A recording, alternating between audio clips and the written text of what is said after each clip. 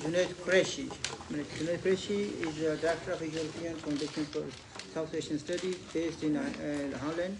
EU accredited leading independent think tank, a policy research institution. He is also a writer and a columnist for Kashmir, Indian and Pakistan newspapers on topics ranging from human rights to Kashmir issues and geopolitics of the subcontinent. Floor is yours. Yes. Good afternoon, ladies and gentlemen.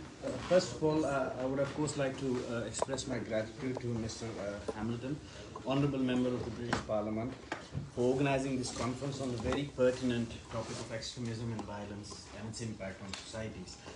And Mr. Hamilton could not have chosen a better place to hold this conference than this very building, which itself has been a target of violence and extremism, when a bomb planted by the IRA in 1974 caused extensive damage and injured many people.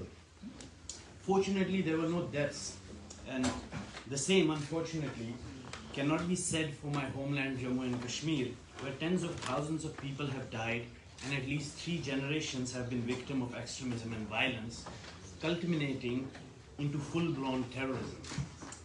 I will not go into the history of it.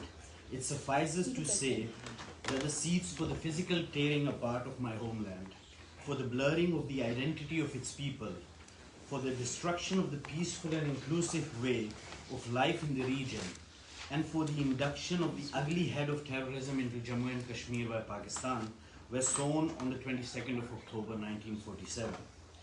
Pakistan's long and blemished history of sponsoring almost all the terrorist groups operating in Jammu and Kashmir is now an open secret.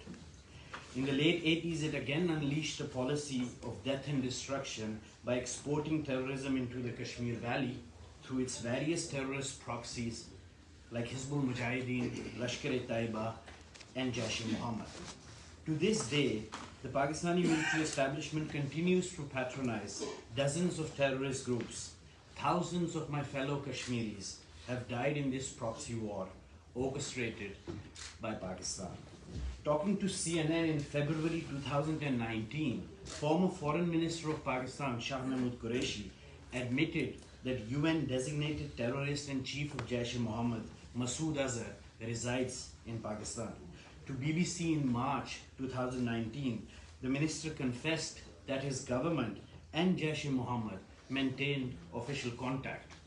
In 2019, in July, Pakistan's former Prime Minister Imran Khan told the US Institute of Peace that his country hosted 40,000 terrorists.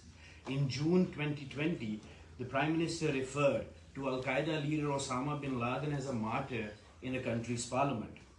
In August 2020, Pakistan's Ministry of Foreign Affairs acknowledged the presence of UN-designated terrorist Dawood Ibrahim on its territory. The UN Security Council's consolidated list of terrorist individuals and entities continues to include 146 entries from Pakistan. Ladies and gentlemen, these are realities which cannot be denied. These are confessions and admissions made by the highest officials of Pakistan. The question now is, what needs to be done? Terrorist attacks in the US, London, Madrid and Paris have exhibited that the threat of terrorism is not restricted to its region of origin anymore. Research has shown that the UK is particularly vulnerable to this threat due to its large South Asian and Pakistani community. As per the British security services, at least 3 in every 4 terror plots in the UK had their roots in Pakistan. In 2018, Oxford University observed that the majority of the most dangerous terrorist groups in the world are hosted or aided by Pakistan, and that Pakistan is responsible for 3 times the terror risk to humanity that Syria poses, more than 5 times the risk that Libya poses, and 7 times the risk that Iraq poses. It further mentioned that in Pakistan, an interdependent relationship between state institutions and terrorist groups has grown over the years, and the risk of the capture of nuclear weapons by terrorist groups cannot be ruled out. The report aptly concluded that it is time for the international community to act in concert to demolish the infrastructure of terror in Pakistan. Terror linkages to Pakistan continue to hold serious dangers for the UK, as demonstrated afresh by the London Bridge attack and the plot to murder a Pakistani blogger in the Netherlands by a British citizen of Pakistani origin who travelled from London to the Netherlands, acting on orders from the powerful Pakistani intelligence agency, the ISI. The gravity and repeated threat to the UK and the rest of the world that Pakistan's dynamic terrorist infrastructure poses have not been taken notice of adequately.